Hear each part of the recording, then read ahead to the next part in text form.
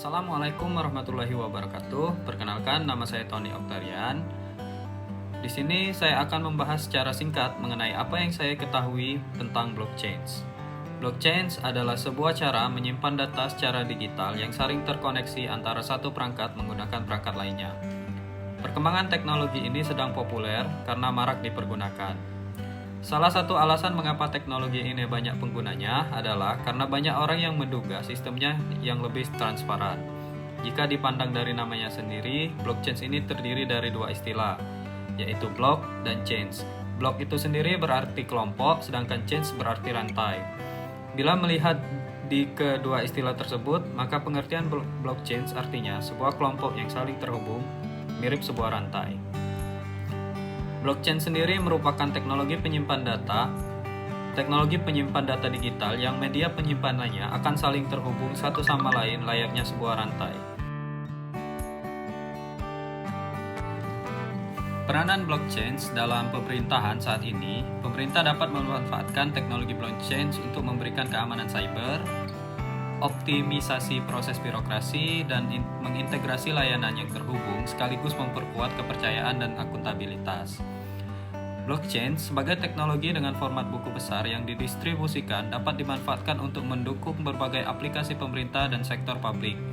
Contoh layanan pemerintah yang bisa memanfaatkan blockchain adalah pembayaran digital, pendaftaran tanah atau properti pribadi, manajemen identitas digital, penelusuran rantai pasok atau supply chain management, perawatan kesehatan, pendaftaran perusahaan, perpajakan, pemungutan suara atau e-voting, dan manajemen badan hukum. Dari kesuksesan implementasi blockchain pada sektor pemerintah dan layanan publik di luar Indonesia, maka di Indonesia pun memiliki potensi yang sama besarnya untuk melakukan implementasi teknologi blockchain. Hingga saat ini di Indonesia hanya terdapat beberapa startup project blockchain yang mampu bertahan di tengah persaingan yang sengit dan kondisi ekonomi yang sulit. Pengaruh blockchain di sektor pemerintah dan layanan publik sebagian besar berada pada belakang layar. Tetapi teknologi ini memiliki potensi untuk membuat berbagai layanan dan proses mereka menjadi lebih baik. Sekarang ini, bagaimana seharusnya agen pemerintah untuk bisa melihat potensi dan mengembangkan ke dalam sektor pemerintah dan layanan publik. Manfaat blockchain setelah diimplementasikan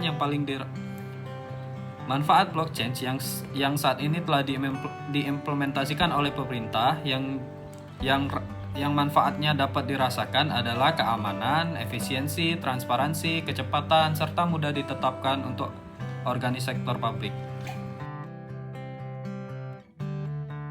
Salah satu kegunaan blockchain sebagai sektor publik yaitu blockchain untuk manajemen identitas atau identitas digital.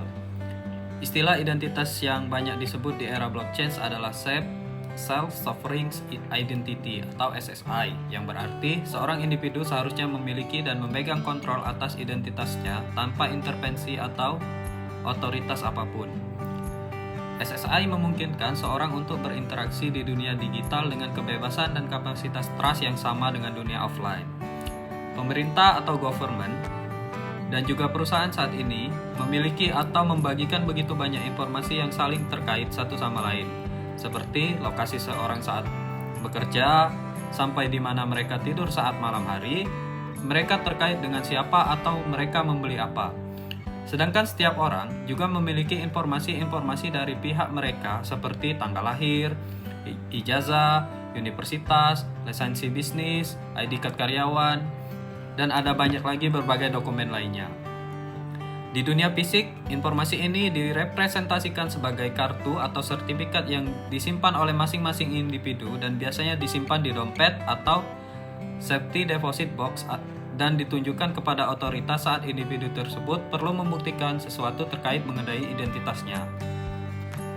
Dalam banyak kasus, ada ketidaknyamanan, misalnya saat seseorang memproses pembelian rumah atau mobil secara kredit. Jika mengajukan kredit ke 3 bank, saat ini ia harus memberikan kelengkapan dokumen ke 3 bank dan kadangkala dokumen yang diminta bisa berbeda-beda. Self-Sovereign Identity atau SSI memiliki benefit sebagai jalan lebih cepat untuk akses masuk ke ekonomi global.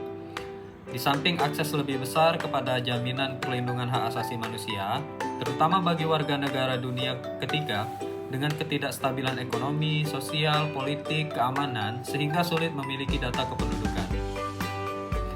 Blockchain bisa digunakan untuk membangun data identitas digital bagi warga negara atau penduduk atau apapun yang terkait dengan kependudukan. Dengan menggunakan teknologi blockchain, banyak aspek dari identitas yang bisa dimanage, seperti akta kelahiran, paspor, visa, akta kematian, buku nikah, kartu tanda penduduk, dan lain sebagainya. Blockchain untuk manajemen identitas adalah salah satu user case yang paling banyak diriset oleh sektor pelayanan publik atau government pemerintah. Sampai dengan hari ini, kebutuhan akan blockchain terus bertambah dan semakin kompleks. Dengan segala kelebihan dan potensinya, blockchain mampu menarik minat penggunanya, mulai dari negara berkembang hingga negara maju. Juga tidak luput juga berbagai perusahaan yang bergerak pada sektor pelayanan publik yang menggunakan blockchain untuk menyempurnakan layanan mereka. Dengan suksesnya pemanfaatan blockchain di berbagai negara, maka hal ini menjadi lampu hijau untuk perusahaan penyedia layanan blockchain di Indonesia untuk mengenalkan layanan blockchain mereka.